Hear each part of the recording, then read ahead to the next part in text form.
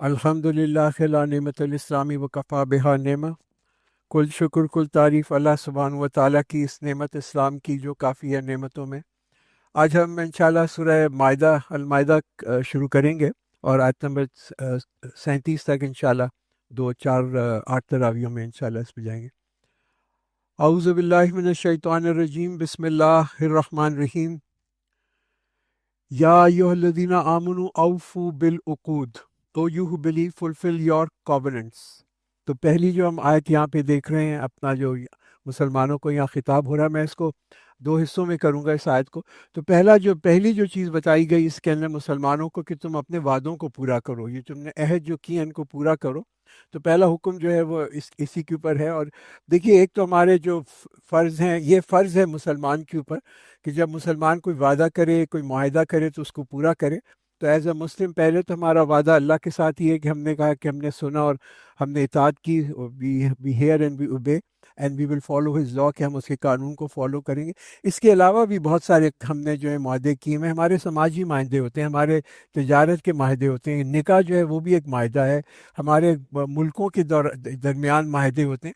تو جب بھی یہ معاہدے ٹوٹتے ہیں، کووننٹس ٹوٹتے ہیں، تو اس سے بڑا فساد پیدا ہوتا ہے ہر جگہ کے اوپر. تو اس کے اوپر قرآن کا پہلا ہی جو ہم نے دیکھا کہ یہ جو ہے انسان کے اوپر، یہ مسلمان کے اوپر کر دیا کہ تم معاہدے کو پورا کرو.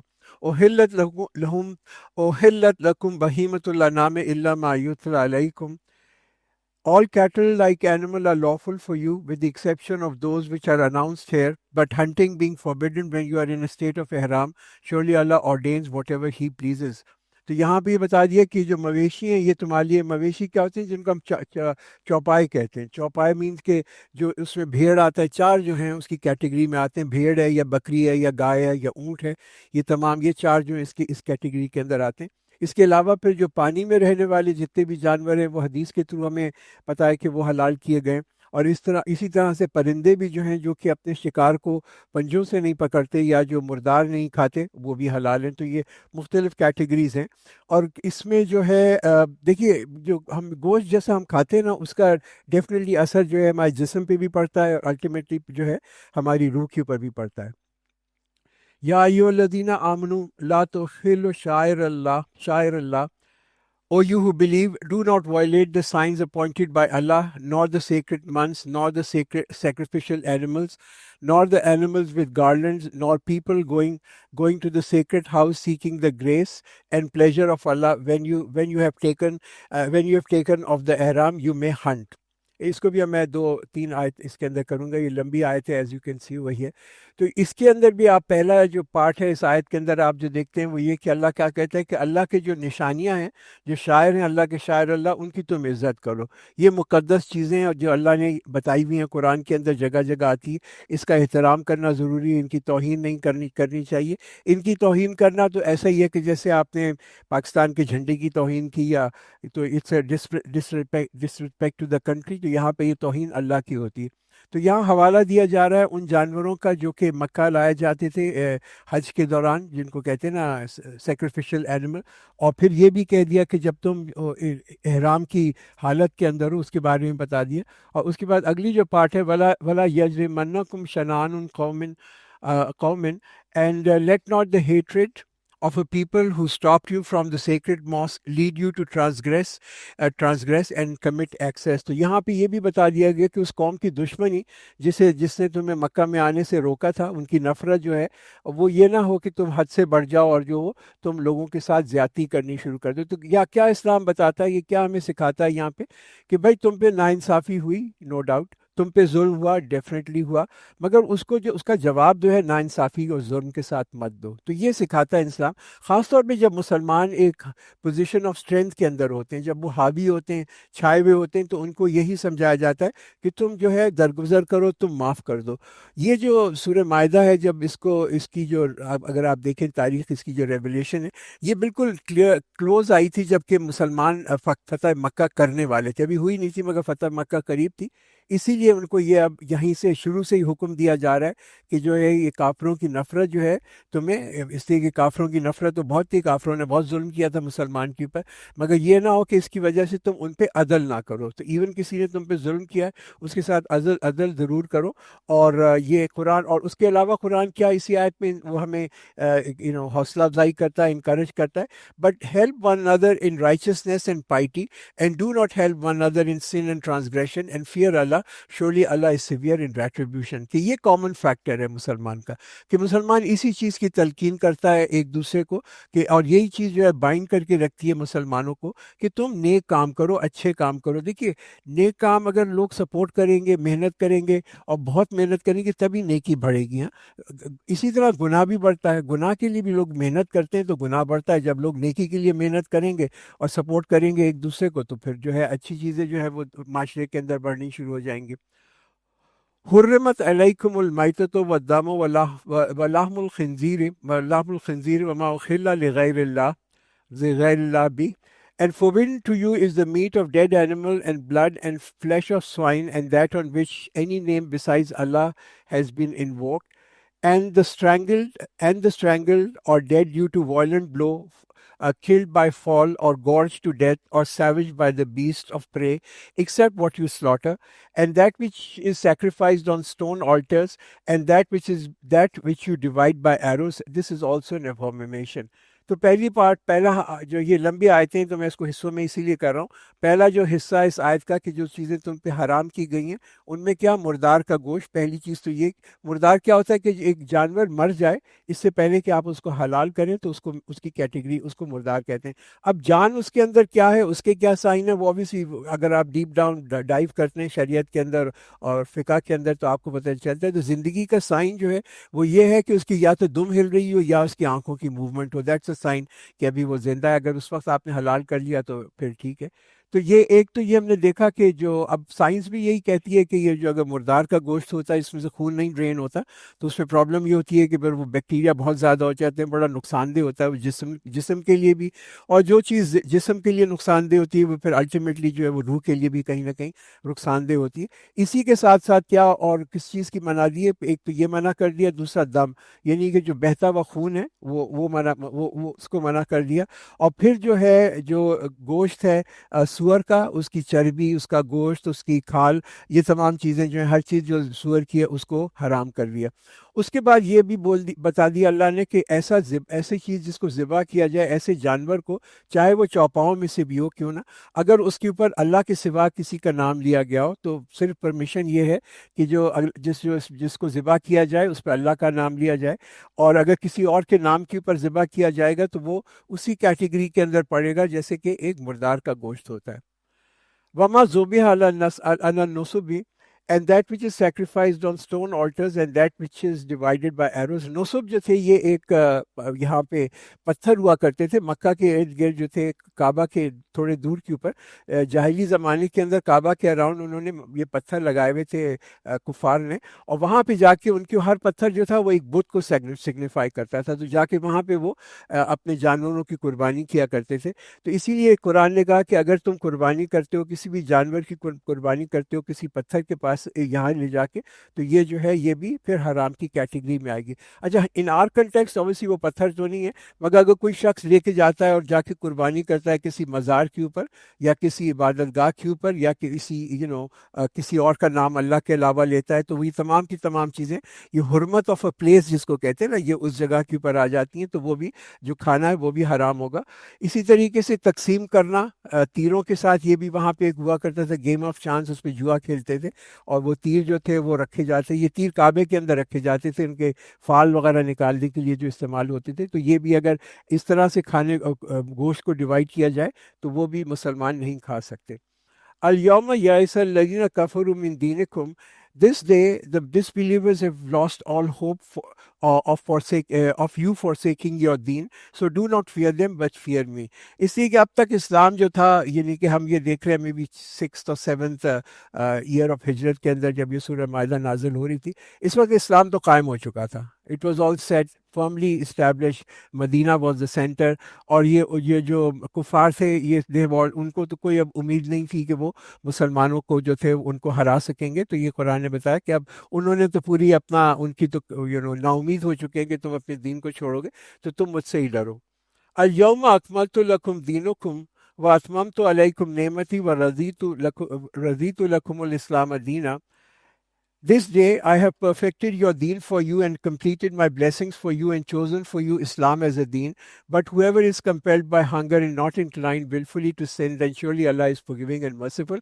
تو یہ بڑی ایک خوبصورت آیتیں ہیں یہ جو یہاں پہ آتی ہیں. الیوم اکملت لکم دینکم, یہ جو ہے یہ دس ڈے کہ اللہ کیا کہہ رہے ہیں؟ اللہ کہہ رہے ہیں کہ میں نے آج کے دن تمہارے دین کو کامل کر دیا اور تمہارے دین کو ٹوٹلی مکمل کر دیا, اور اپنی یعنی نعمتیں تم کو دیں, اور تم کو چوز کیا یا چن لیا اسلام کا ایز اے دین. تو یہ کب ریویل ہوئی تھی؟ یہ والی جو خاص طور پہ یہ آیت ہے یہ ہوئی تھی حشر کے میدان میں, اپنا حشر کہہ رہا ہوں, عرفات کے میدان کے اندر. عرفات کے میدان کے اندر 9 ذی الحج کو جو پروفٹ نے جب حج کیا, یہ 9 ذی الحج تھی اور 10th ایئر آف ہجرت تھی. عصر کے وقت کے اوپر یہ آیتیں نازل ہوئی, اور تقریباً اس کے 81 ڈیز کے بعد پروفٹ صلی اللہ علیہ وسلم جو تھے وہ اس دنیا سے رخصت ہو گئے. تو یہ حضرت عباس رضی اللہ عنہ کہتے ہیں کہ یہ جو ہیں اس کے بعد یہ جو یوم اکملت لکم دینکم, اس کے بعد کوئی احکام جو تھے پروفٹ صلی اللہ علیہ وسلم کے اوپر ریویل نہیں ہوئے. تو جتنی شریعت تھی وہ جو تھی جو کہ شروع ہوئی تھی حضرت آدم علیہ السلام سے, اب وہ جو تھی مکمل ہو گئی پروفٹ صلی اللہ علیہ وسلم کے زمانے میں. تو یہ قرآن اس آیت کا یہ اعلان کرتا ہے کہ اسلام جو ہے آج مکمل ہو گیا اور یہ ایک کامل دین ہے. آئی تھنک یہ جو امپورٹنٹ ہے اس آیت کے اوپر اگر آپ تھوڑا سا غور بھی کریں تو یہ آیت کیا واضح کرتی ہے؟ یہ واضح کرتی ہے کہ اب آپ اسلام کے اندر کوئی تقسیم, کوئی سبٹریکشن, کوئی ایڈیشن نہیں کر سکتے, اور اگر آپ کریں گے تو چاہے کتنی بھی اچھی آپ کی انٹینشن کیوں نہ ہو, یہ اسلام یہ کامل دین ہے اس کو خراب کر دے گی. ہم دیکھتے ہیں نا کہ فرض کیجیے آپ کے ہمارے پاس ایک بہت ہی قیمتی پینٹنگ ہے, ایک تصویر ہے بہت خوبصورت, اور میرا فیوریٹ رنگ ہے بلو, اور میں کہوں کہ بھائی مجھے اس کا بیک گراؤنڈ جو ہے گرین جو بیک گراؤنڈ ہے اچھا نہیں لگ رہا, میں اس میں نیلا اپنا ایک کلر ڈال دیتا ہوں, تو آپ مجھ سے کیا کہیں گے کہ بھائی نہ کرو, یہ تو بڑی قیمتی چیز ہے, اس کو ڈونٹ ٹچ اٹ, اس کو مت چھو, یہ پینٹنگ ہے, اس کی ویلیو اسی لیے ہے کہ جو یہ پینٹنگ ہے اس میں تبدیلی مت لے کے آؤ.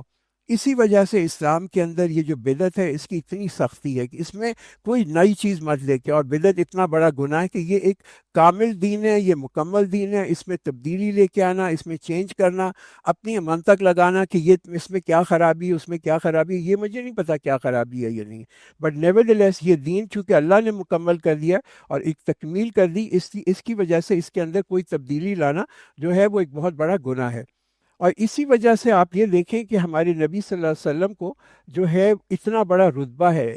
یہ تو کوئی رتبہ نہیں ہوا کہ وہ آخری نبی ہیں, بٹ ان کا رتبہ یہ ہے کہ انہوں نے اسلام کو جو ایک دین تھا اللہ کا, اس کو یہ ان کے اوپر نازل ہوا کہ وہ انہوں نے اس کو مکمل کیا.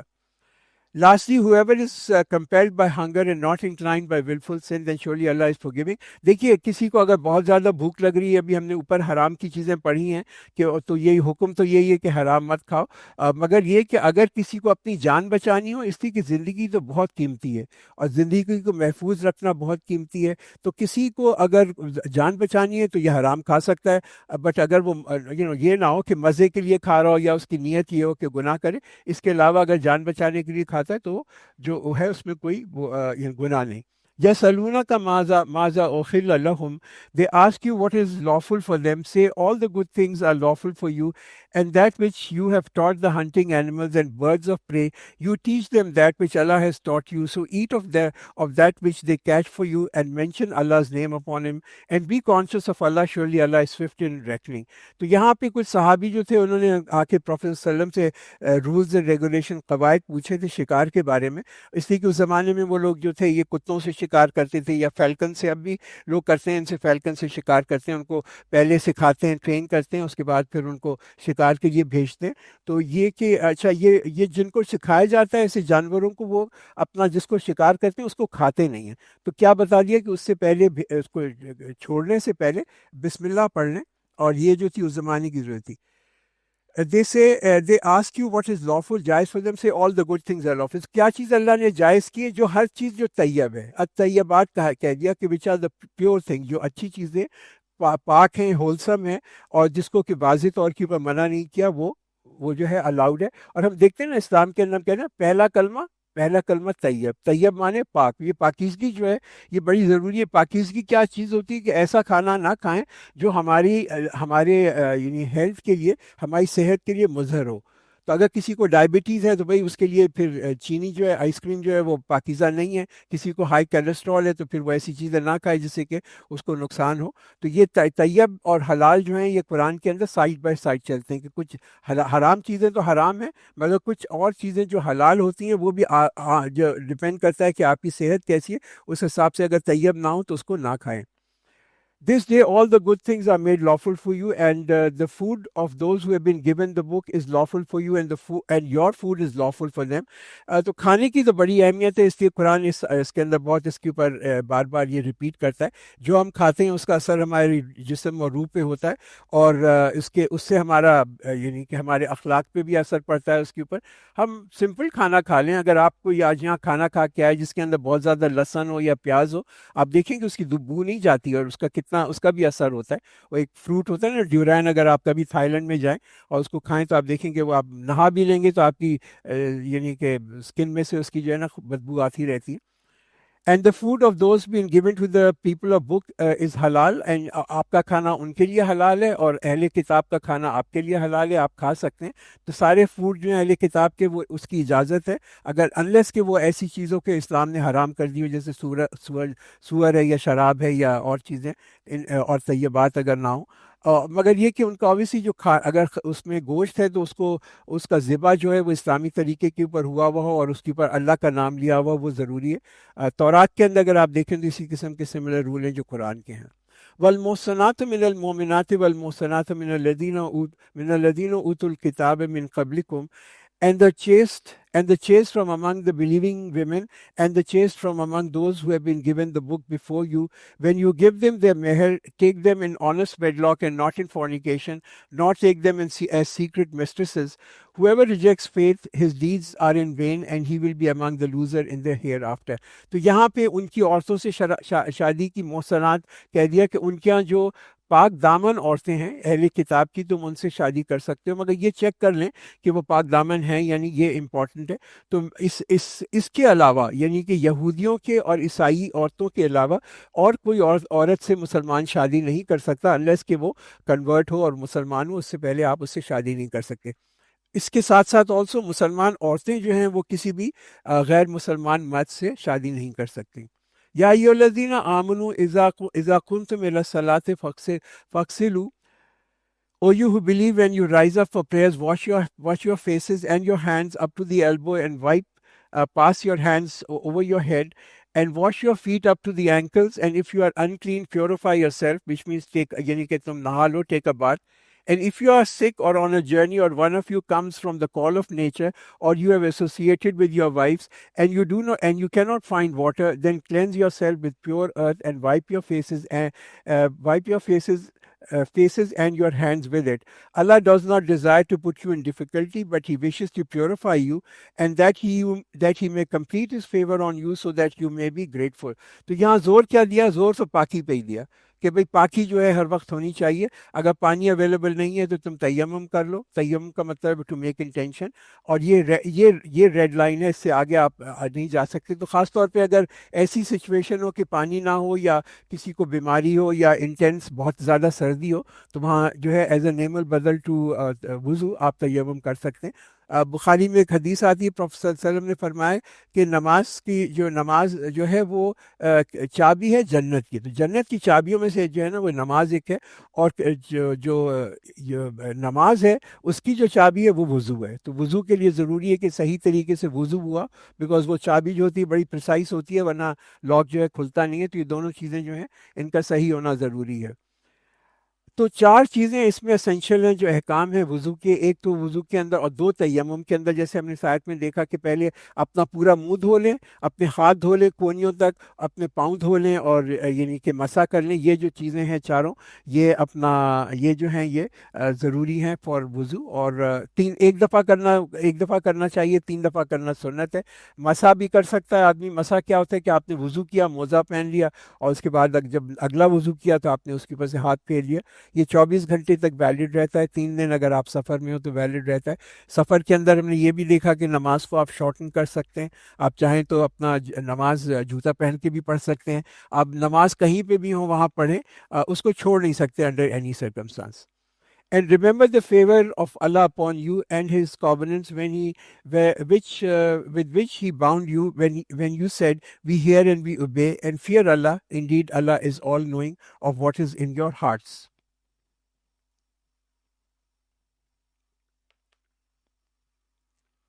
Ya ayyuhalladhina amanu kunu qawwamina lillahi shuhada'a bil qist. O you who believe, be upright for Allah as a supporter of justice, and let not the hatred of any people incite you to act unjustly. Do justice. That is nearer to piety and being conscious to Allah. Surely Allah is aware of what you do. دین تو سارا ہے ہی قیام کرنا انصاف کو. To begin with, سب سے پہلے عدل جو ہے اللہ تعالیٰ نے اپنا یہ کہ دین کو اپنے اوپر قائم کرو. پہلی چیز تو یہی سب سے بڑا انصاف ہے کہ اللہ کے دین کو انسان قائم کرے. اور پھر کہا کہ تم جو ہو ایک گواہی, یعنی بیکم بیئرر آف وٹنس. تم گواہی دو, انصاف کے اوپر گواہی دو. اور یہ کہ کچھ لوگوں کی نفرت جو ہے وہ تمہیں ناانصافی پہ نہ لے کے چلی جائے. تم انصاف کرو, یہ زیادہ قریب ہے تقویٰ کے. تو یہ بنیادی پیغام ہے سارے میسنجرز کا. یہ صرف اسلام کا نہیں ہے, کہ سارے جو پیغمبر اور رسول آئے تھے ان کا یہی پیغام تھا کہ عدل اور انصاف ہونا چاہیے. اور وہ سب جب ہی ہوتا ہے کہ جب کہ اللہ کا دین اسٹیبلشڈ ہو. اسی کہ اگر جو ہے یہاں پہ شرک ہوگا وہاں پہ عدل انصاف ہو ہی نہیں سکتا. اور ہم دیکھتے ہیں مسلمان کتنے اس کے کیئرفل تھے. حضرت خالد بن ولید رضی اللہ عنہ, انہوں نے جب ایک شہر کو کانکر کیا, جا کے اس کو فتح کیا, ان سے جزیہ لیا ان کی پروٹیکشن کے لیے, مگر ان کو وہاں سے ریٹریٹ کرنا پڑا. کچھ وجوہات تھیں, تو انہوں نے پہلے جا کے جزیہ واپس کیا, اس کے بعد ریٹریٹ کیا. حضرت عمر کا رضی اللہ عنہ کا ہم دیکھتے ہیں, جیروسلم میں گئے, وہاں پہ ان سے کہا کہ نماز پڑھ لیں. یہاں پہ ایک چرچ تھا, انہوں نے کہا نہیں میں یہاں نماز نہیں پڑھوں گا, اسی کہ مسلمان اس کو توڑ کے یہاں پہ کوئی مسجد نہ بنا دیں. تو یہ بڑا ضروری ہے. ہمارے نبی صلی اللہ علیہ وسلم نے جو ہے انہوں نے انہوں نے کہا کہ اگر جسٹس جو ہے یہ غیر موجود ہوگی, یہاں پہ کسی جگہ پہ عدل جو ہے غیر موجود ہوگا, تو وہ تو بالکل جیسے نا کہ ایک اندھیرا ہے. اور انہوں نے اسی چیز پہ خبردار کیا کہ ناانصافی جو ہے it leads to absolute darkness, کہ جس جگہ کے اوپر, جس کمیونٹی میں, جس شہر میں, جس معاشرے کے اندر ناانصافی ہوگی تو وہ تو بالکل ایک اندھیرا ہوگا قیامت کے دن.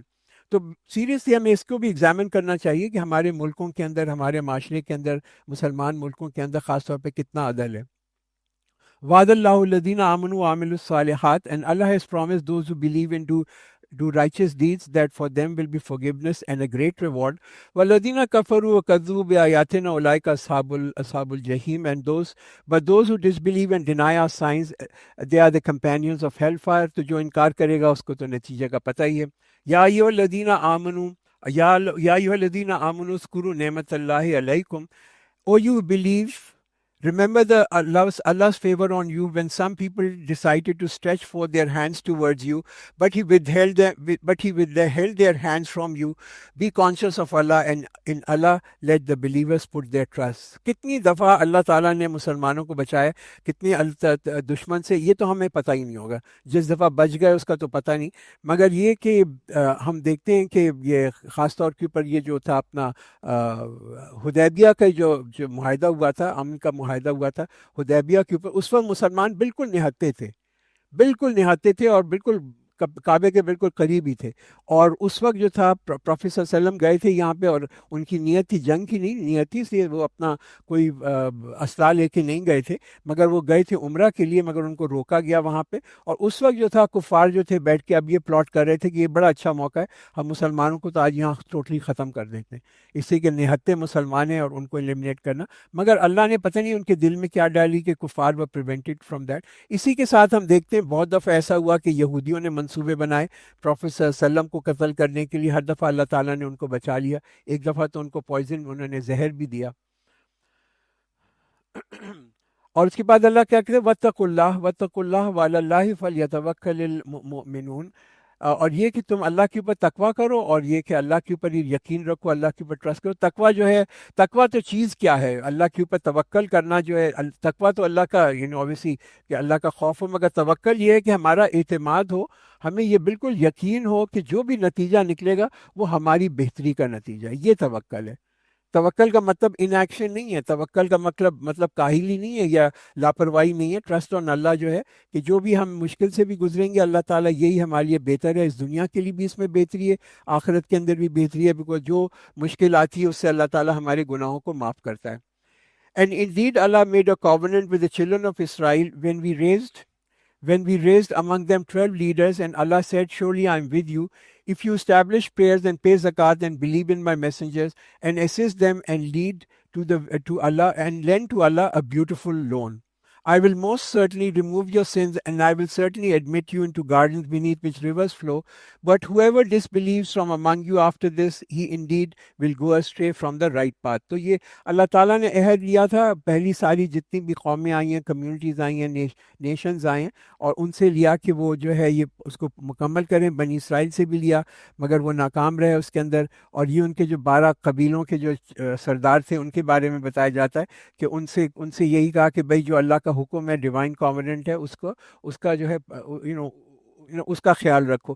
تو یہ پلیج جو تھا وہ کیا تھا؟ وہ اوبیڈینس اور فرما برداری تھی، صرف یہی تھی کہ فرما برداری اللہ کی جو حکم ہے اس کی کرو گے، تم نماز کو قائم کرو گے، تم زکوٰۃ کو دو گے، اور جو میرے نبی آئیں گے تم ان کی مدد کرو گے، اور تم اللہ تعالیٰ کو ایک خوبصورت قرضہ دو گے۔ بنی اسرائیل نے کیا کیا؟